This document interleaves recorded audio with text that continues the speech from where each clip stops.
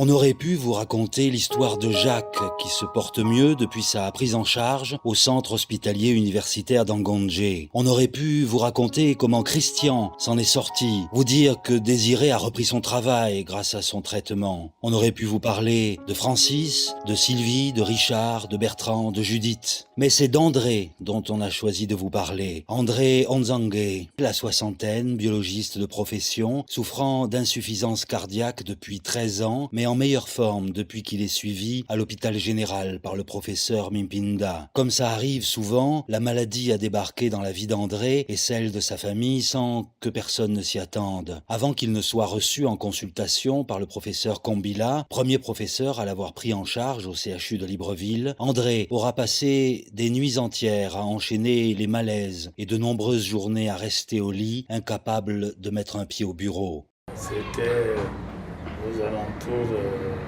du mois d'août 2003. J'étais souvent étouffé. Quand je suis allé voir le professeur Kombila, ils m'ont passé un certain nombre d'examens. Ils ont vu que j'avais une insuffisance cardiaque, précisément une insuffisance aortique et une insuffisance mitrale. Donc, le seul traitement qui restait, c'était l'opération, la chirurgie. Parce que le professeur Kombila m'a dit, si on ne vous opère pas, vous mourrez. Jusqu'à ce jour de 2010, où il a repris l'espoir d'aller mieux avec l'occasion qui lui a été donnée par la Caisse nationale d'assurance maladie et de garantie sociale de bénéficier d'une prise en charge financière des frais médicaux et du coût des traitements liés à sa maladie. Quand ils ont tenu la réunion, mon dossier a été accordé et la CNAMGS m'a écrit pour me dire qu'effectivement, mon dossier était accordé et qu'il fallait fournir certains autres documents pour retirer le billet et obtenir le visa. Bon, le reste, c'est eux-mêmes qui ont payé l'hôpital à Paris par leur comptabilité. Je ne sais pas trop exactement comment ça se passe. Ils ont payé directement. Jusqu'à arriver à Paris, dès que j'ai présenté tous les documents, c'était vraiment en règle. Je n'ai eu aucune complication. Et j'ai été hospitalisé tout de suite à la Pitié-Salpêtrière, l'hôpital qui m'attendait. J'ai fait 4 jours d'hospitalisation à raison de 4 000 € par nuit. André est inscrit dans les fichiers de la CNAMGS depuis 6 ans, grâce à l'une des nombreuses opérations d'immatriculation organisées par la CNAMGS, l'assurance maladie étant obligatoire pour tous les Gabonais, sans exception, sur l'ensemble du territoire. La copie de sa pièce d'identité ainsi que son acte de naissance légalisé ont suffi pour lui ouvrir les portes du service de cardiologie du CHUL et lui donner accès à des soins de qualité. Comme André, 2 Gabonais sur 3 sont aujourd'hui immatriculés à la CNAMGS et bénéficient d'une prise en charge financière des soins qu'ils reçoivent et des traitements qui leur sont prescrits.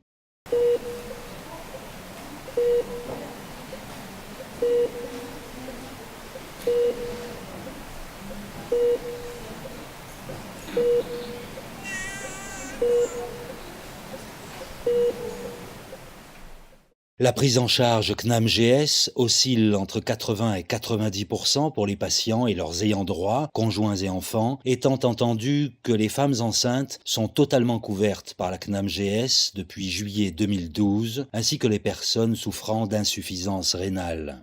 On ne peut pas passer une semaine actuellement sans qu'on ne parle de la CNAMGS. C'est-à-dire que la politique mise en place en ce moment à la CNAMGS fait que nous essayons d'adapter la façon de prodiguer les soins à nos assurés en fonction des moyens que nous avons actuellement. Il faut reconnaître qu'ils ont beaucoup diminué. Donc, la politique mise en place par la direction générale est de faire venir des spécialistes, d'équiper les plateaux techniques des différentes structures sanitaires de la place, des structures publiques. Donc en faisant venir les spécialistes sur place, la CNAMGES arrive à traiter un nombre un peu plus important d'assurés. Vous entendez parler, la semaine dernière, nous avons parlé de la prothèse totale du genou. Il y a quelques semaines, c'était la prothèse totale de hanche. Il y a quelques mois, c'était les fistules artério-veineuses, ainsi de suite, ainsi de suite. Donc, avec le peu de moyens dont nous disposons, la CNAMGES essaye de traiter le maximum d'assurés possible. Voilà, c'est la politique actuelle qui est mise en place et que nous exécutons. Mais André connaît d'autres personnes qui bénéficient, elles aussi, d'une prise en charge à 100%. Conséquence directe des premières assises sociales qui se sont tenues en avril 2014. Les malades du cancer sont pris complètement en charge, de même que les familles en grande précarité. Certaines situations critiques, comme la première journée passée aux urgences, alors que le pronostic vital est engagé, sont également totalement assumées par la CNAMGES. Dans la même logique de vouloir améliorer la santé de tous les Gabonais, les médicaments génériques sont remboursés à hauteur de 80% depuis 2 ans maintenant. D'ailleurs, André en prend, un médicament générique n'étant rien d'autre que l'équivalent d'un médicament original du point de vue de sa composition.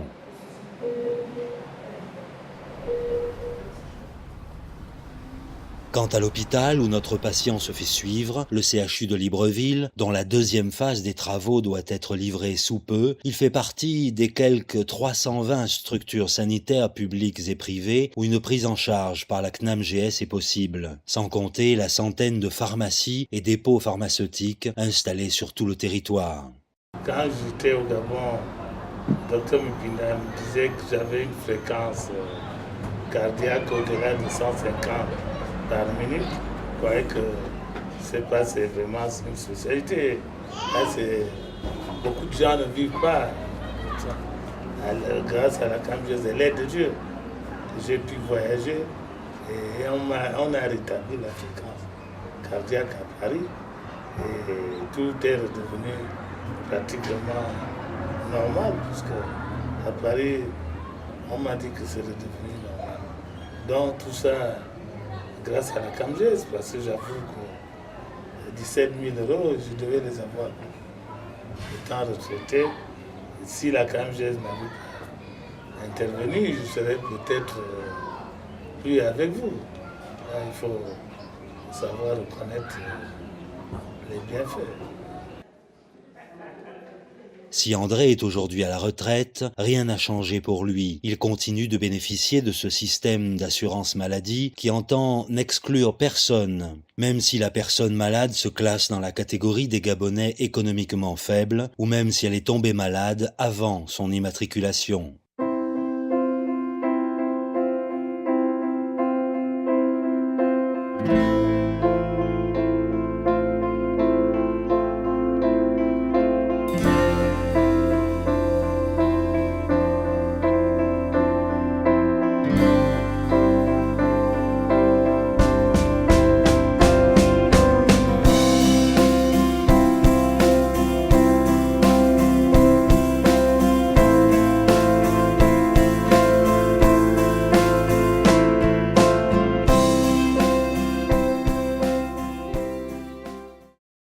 Afin que la boucle soit bouclée et qu'aucun maillon de la chaîne ne soit défaillant, une politique de restructuration des services hospitaliers publics ainsi qu'une réorganisation géographique et fonctionnelle des capacités d'hospitalisation ont été entreprises partout dans le pays afin d'assurer une couverture totale du territoire, que ce soit avec des centres de santé régionaux, des structures urbaines ou encore des centres de proximité. Dans la province de l'Estuaire, où vit 65% de la population gabonaise, de nouveaux pôles de soins spécialisés ont vu le jour, comme le centre hospitalier universitaire d'Angondje, qui abrite d'ailleurs sur son site l'Institut de cancérologie de Libreville, le CHU d'Ovendo, spécialisé en traumatologie et orthopédie, le pôle mère-enfant de Libreville est pour sa part en cours de construction sur le site de la Fondation Jeanne Bory.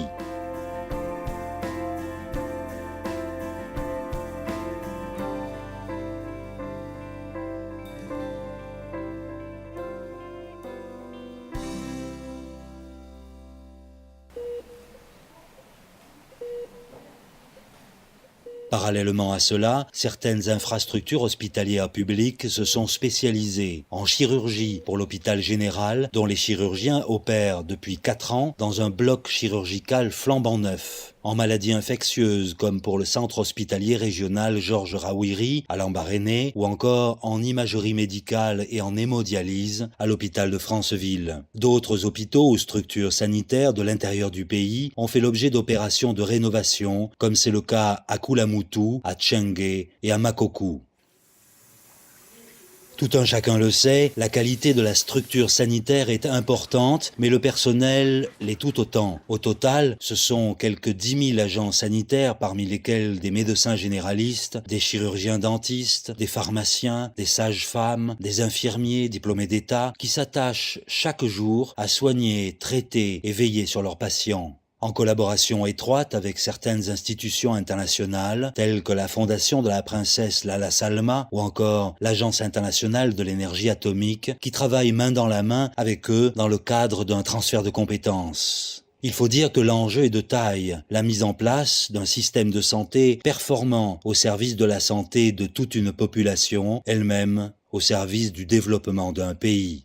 Pour cela, de nombreux efforts sont fournis en matière de prévention et de dépistage. En témoignent les programmes nationaux de lutte contre le VIH-Sida ou contre les insuffisances respiratoires aiguës, le programme national de prise en charge des diabétiques et hypertendus, des hémodialyses et de lutte contre le cancer. Plusieurs opérations de prévention sont également organisées avec le recours à la vaccination contre l'hépatite B chez l'enfant, contre la rubéole chez les filles et contre la grippe chez les sujets âgés. Car dans ce système, chaque individu compte dès les premiers instants de la vie.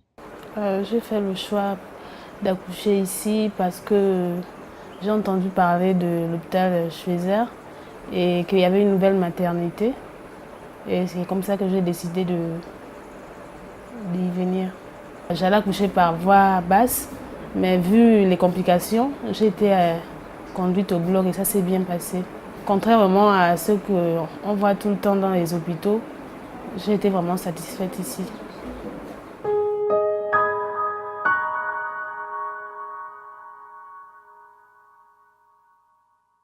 Ce que je pourrais conseiller aux mamans, c'est de ne pas hésiter de venir à l'hôpital Albert Schweizer de Lambaréné. L'accueil elle est bonne, les infirmières sont généreuses et tout le personnel.